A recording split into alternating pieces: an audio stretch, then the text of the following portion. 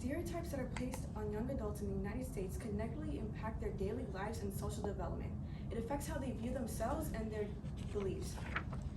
When students experience those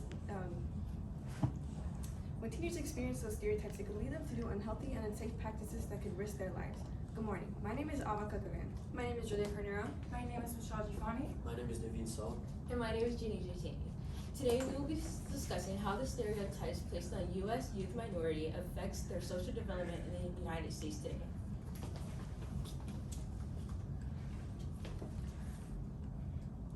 Our argument begins with a discussion of the negative impact that stereotypes have on American minority youth education. According to Regina Geraldo Garcia, the author of The Intersection of Culture and Institutional Support for Latino Students' Academic Success, Remediation, or Empowerment, discusses how present the discrimination from teachers to students, especially of Latino background, expecting them to perform less than other groups is. This leads to conversation of how the stereotypes placed on these students affects their academic development. Many studies have shown that a huge factor when talking about academics is the environment the student is in, along with the encouraging motivation or lack thereof that the student is receiving. In the case of most Latino students, they are on the lesser side. This lack of motivation and the expectation of low success can be detrimental to a student's mental health. It can lead to an increase in students' insecurities. It can lead them to believe they are incapable, and it can also make them think of themselves it can also make them start to question themselves. This thought stereotype is one of the main reasons why Latinos have had the highest high school dropout rate since 1972.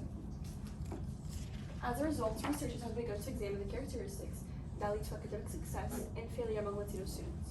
Furthermore, an emergent body of research suggests that students' academic motivation is a key construct connected to academic success. A lot of students lack this motivation, not because they don't have any supports or backlash, but because many of their families don't understand how the school system works. Not only do they not understand how the school system works, but also because of the language barrier that many schools choose to ignore. This can lead to many students, after going to higher education, this could lead many students to feel guilty and send back their money that they've received for grants and scholarships back to their family because they see it as leaving their families behind.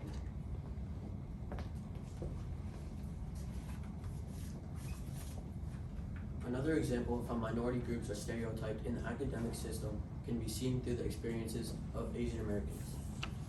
In this graph here, it shows the percentages of Asian Americans with bachelor degrees or higher. And as you can see, most of them are Southeast Asian. Southeast Asian American students are commonly depicted as academic superstars or model minorities. According to the model minority stereotype, Asian Americans are successful in school because they work hard and they come from cultures that believe in the value of education. These kind of expectations and assumptions can put a lot of stress on someone and it can affect them negatively. In addition to my peers' claim, we can also see the impact of stereotypes in the youth of U.S. minorities through their progressions in their careers. The award-winning author Michelle King of the book, The Fix, Overcoming the Invisible Barriers That Are Holding Women Back at Work, states that although women make up 50% of the labor force, only 10% participate in leadership roles, thus discouraging young girls to partake in superior career choices and roles, while also illuminating the lack of sufficient attention given to this issue. Furthermore, a Pew Research Center analysis analyzed the different earnings between males and females in the area of STEM. While white and Asian men had median annual earnings of around $100,000, Black and Hispanic women had median annual earnings of around $57,000, which is almost 50% less than the previous group. These minorities face a lack of sufficient resources and support given to them to advance in their careers because of these stereotypes. Therefore, the workers of tomorrow are discouraged to break this tendency and are brought into a divided society. In addition to both the effects that stereotypes can have on both the education system and in occupational environments. Stereotypes also play a huge role in the media's perception of minority youth. As seen in this graph from the Office of Juvenile Justice and Delinquency Prevention, almost 50% of African Americans constitute this nation's property crime rates. And numerous studies also imply that that the environment or location of these arrests also play a huge role in whether or not an arrest is actually made. So in layman's terms, let's say that a property crime such as theft or trespassing happens in a predominantly white area. Black youth are more likely to be suspected of this crime than white or any Hispanic youth. The media's portrayal of blacks also play a huge role in there, as most coverage of the media of black youth in the media include drug-related activities and gang violence, and also the over-sexualization of black women. For instance, as seen in this image of the famous R&B singer Sierra of the Vibe magazine, black women are seen as predominantly or primarily sexual beings. But a study conducted by Valeria Adams Bass and her colleagues found that in the case of most black young girls, they found that this image is potentially harmful and does not reflect their self-image of themselves or their reality. When Middle Easterns are assumed as terrorists or people who are linked with horrible actions that the terrorists have done, it affects their political views drastically. With the political discrimination against Middle Easterns, it leads them to be severely higher than other ideological groups. As James Brooke commented in the New York Times, by linking Muslims and domestic terrorism in the minds of many Americans, the bombing made Muslims a vulnerable target for racism and political discrimination. During the life-threatening situations, social media plays a vital role and tends to blame innocent Muslims for what has happened. In public discourses, Muslim students are yet to be called out as a physical threat, or people, or pre-modern figures, or people who are good or bad Muslims, or labeled as good or bad Muslims. This finding may be due to the increased visibility of more religious Muslims due to the visible indicators which were noted by participants in the Abu Raya et al. Study as a source of vulnerability to ethnic discrimination, or because radical Islam is often what is associated with negative images and stereotypes of MEAAs in the media and public discourse.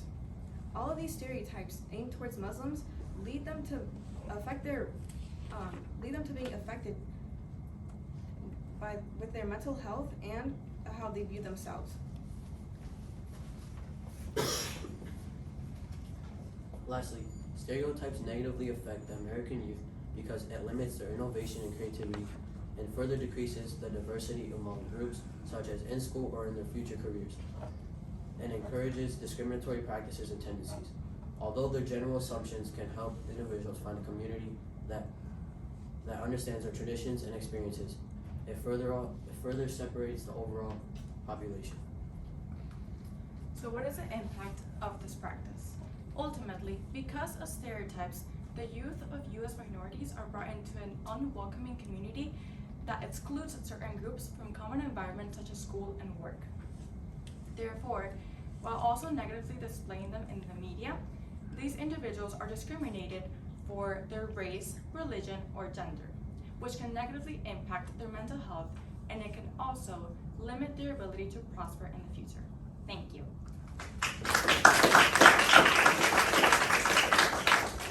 Janasia, we'll start with you and then we'll go across. First up, Janasia, how did your group decide how to include Ava's perspective in your overall presentation? Well, in Ava's perspective, she talked a lot about how the media's perception of Muslim and Middle Eastern immigrants played a huge role, and how they were perceived by not only the political aspect but the media aspect, and I talked about that too. So then we decided to use both of those in order to really link our arguments on how stereotypes can affect the media's portrayal of youth minorities. All right, thank you. Reflecting on your colleagues' work, which one had the greatest impact on your understanding of the problem that you guys identified?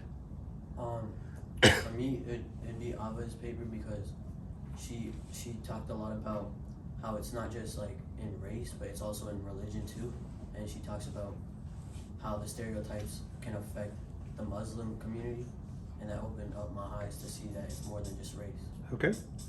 And Michelle, what's a way that in which your team's resolution makes you think differently about the research that you conducted? In my research, I mainly focused on how stereotypes can separate genders in the workplace. However, our resolution focused not only in the workforce but also in the academic aspect and the media aspect. Therefore, also giving me a perspective in a variety of places in which those stereotypes can affect the youth of U.S. minorities. All right, thank you.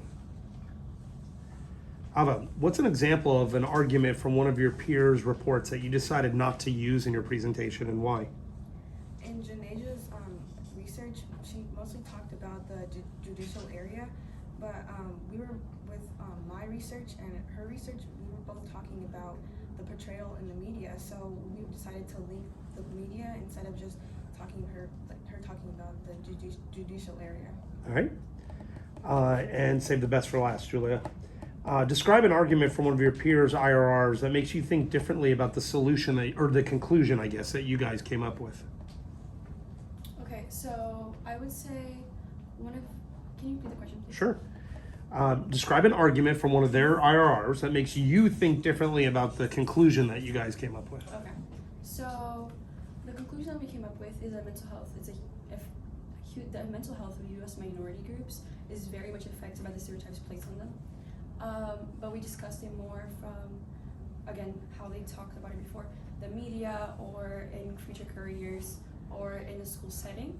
And in Janaja's IRR, as Ava previously mentioned, she also discusses how African American youth is affected by the discrimination of white cops, which is completely different than all arguments, so it gave me a really different perspective than what we talked about in our conclusion.